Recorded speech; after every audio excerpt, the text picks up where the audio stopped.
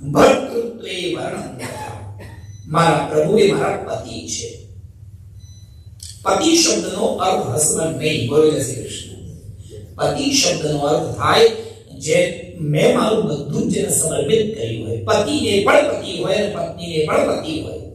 અહીંયા પતિનો શબ્દનો અર્થ છે રક્ષણ કરતા, ભરતા, વહન કરતા, જે મારું વહન કરે છે, જે મને સાચવે છે, જેને હું સર્વ રીતે સમર્પિત છું, એને પતિ કહેવાય. જ્યારે વ્યક્તિ એક જીવ પરમાત્માને પોતાના પતિ, પોતાના માની લે, પતિનો અર્થ થાય પોતાના, જ્યારે પ્રભુને પોતાના માની લે ત્યારે ભગવાને બધું જ કરે જે એનો ભક્ત છે, એનો સેવક કહેવાય.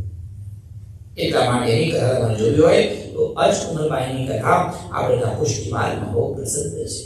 ચોપાટ રમવા બેસે, ક્યારેક ઠાકોરની આગળ ચોપાટ બિછાવે અને અષ્ટકુમારબાઈ ચોપાટ રમે, પાસા નાખે, પહેલા પોતાના માટે, પછી ભગવાન માટે. ક્યારેક પોતે હારતી હોય, પોતે જીતતી હોય તો ભગવાનને જીતાડવા માટે અષ્ટકુમારબાઈ જાતે કરીને હારી જાય અને પ્રભુ બહુ રાજી થાય, એટલા બધા ખુશ થાય. માગો અષ્ટકુમારબાઈ શું જોઈએ છે?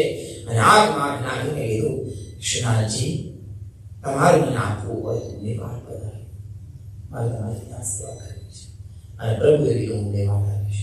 પ્રભુ લેવા પધારે. આ ક્યારે? ત્યારે શરણાગતિ હતી. ત્યારે શરણાગતિનું એક લક્ષણ છે, પાંચમું લક્ષણ બતાવ્યું, આત્મનિક્ષેપ.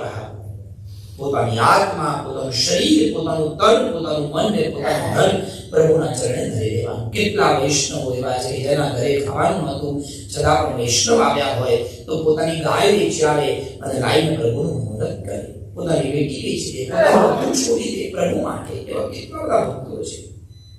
કુંભનદાસની પણ કથા આવે અને ત્યાર પછી છેલ્લું લક્ષણ બતાવ્યું, કાર્પણ્ય દોષ. કાર્પણ્યમ એટલે કે સર્વ સમર્પણ. મારું કશું જ નથી, હું જે કરું છું એ તારી કૃપા છે.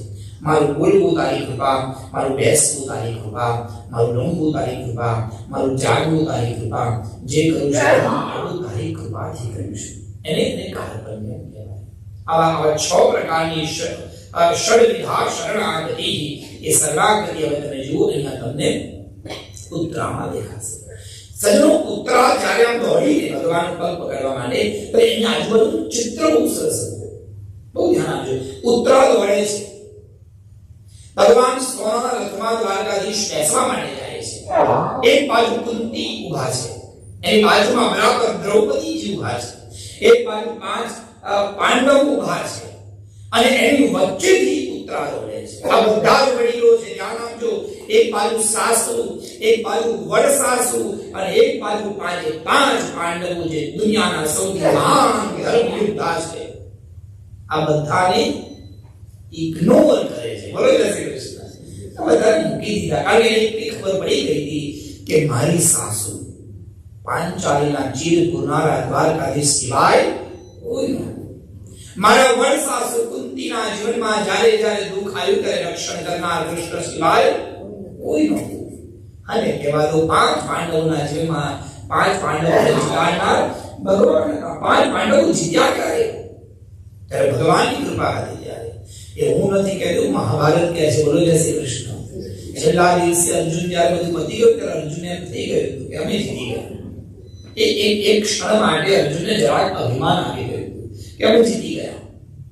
મનમાં એક લેશ માત્ર જ્યારે આમ ગર્વ આવ્યો ને કે બહુ મહેનત કરી અમે, જબરજસ્ત મહેનત કરી મહારાજ. અમે એક આવું બેસી નથી, અહીં આવીને અમે કેટલી મહેનત કરી, કેટલા રૂમોમાં કામ કર્યું, આમ કર્યું, તેમ કર્યું, 12 કલાકની જોબ કરી, બધું જ કર્યું, ત્યારે આ બધું મળ્યું. પણ આ બધું જ ખાલી કહેવાનું છે. આ બધું એટલે મળ્યું કારણ કે ભગવાનની કૃપા.